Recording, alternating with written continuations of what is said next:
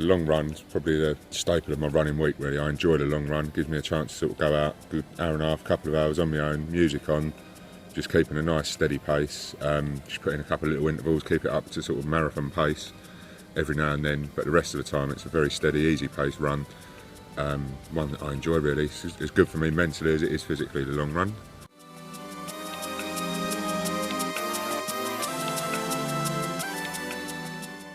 When I go for the long runs on the Sunday, you can see that it's a bit more involved. I need to take nutrition with me on the run. Could be running for sort of up to an hour and a half today. Hoping to cover sort of 10 miles in that time. So I take my Camel pack with me. That has two hydration tablets in it. That just keeps the electrolytes in your body at the level they need to be, which is good. Stops you dehydrating, stops cramp. Obviously with dehydration, the Dexcom, that's quite important to keep hydrated so that my CGM will carry on working all the time that I'm sort of running, which is important. Also take a couple of energy gels with me and some glucose tablets. The energy gels, 23 grams of carbs in those, but they don't spike my blood sugars, they just keep me level.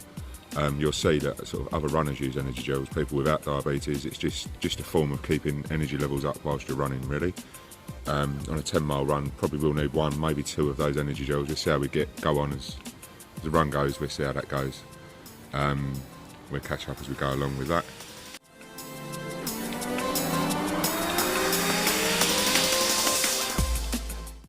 Right, we're just about to set off now. Generally, I would do these long runs along with, like, I've got a local group that I go running with, and normally there'd be 4 or 5 of us that all go out together on a long run on a Sunday, which there was going to be today, but I overslept, so I'm going this one alone today. Blood sugars for today are 6 and going up. They're on their way up there because I took my normal sort of 3 or 4 glucose. I took 3 glucose tablets sort of 20 minutes ago. Got my temporary basal set at just 10% like usual. I'm going to get cracking and we'll catch up in a bit. We'll see how the blood sugars are doing then.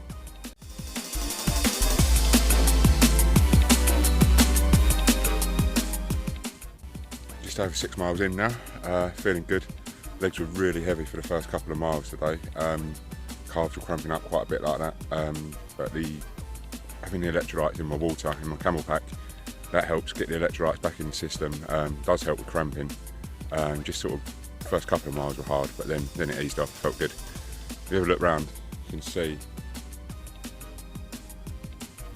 that's a pretty nice route to be running, to be fair. Along the River Thames from Erith up towards London, going as far as Woolwich, and then back off onto the roads and back home. So it's going to be a bit further than 10 mile. Could end up sort of half marathon distance today, which is alright, it's not too bad. Be able to do that. Blood sugars though, 6 miles in, had to stop because we're down, probably can't see that in the sunlight, but it's down to 3.7. It's not good really, that's too low. So I've had to stop. I've taken 3 glucose tablets that will treat the low blood sugar. About 10k in 6 miles into a run, I always need a gel anyway, just from an energy point of view, so I've taken one of those as well. I'll wait a couple of minutes here, let that blood sugar start to come up. Once I see an upwards trend on the arrows, I know I'm good to run again. All part of the learning curve, that's what long runs are about. Learning the nutrition, how my diabetes is going to react once you get above a certain distance really. But I don't feel too bad on it.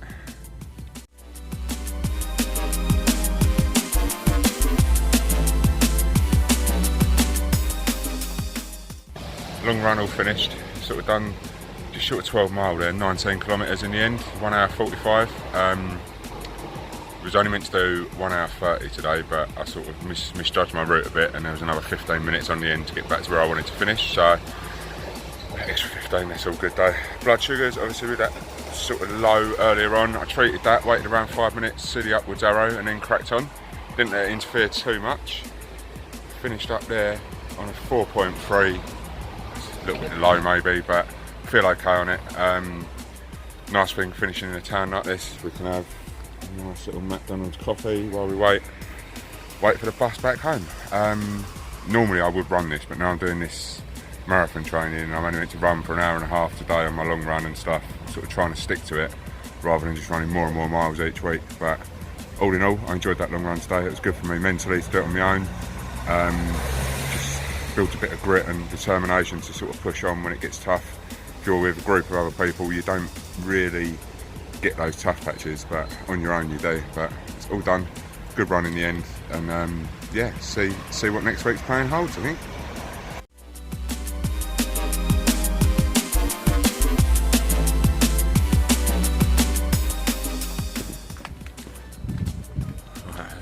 good long run today.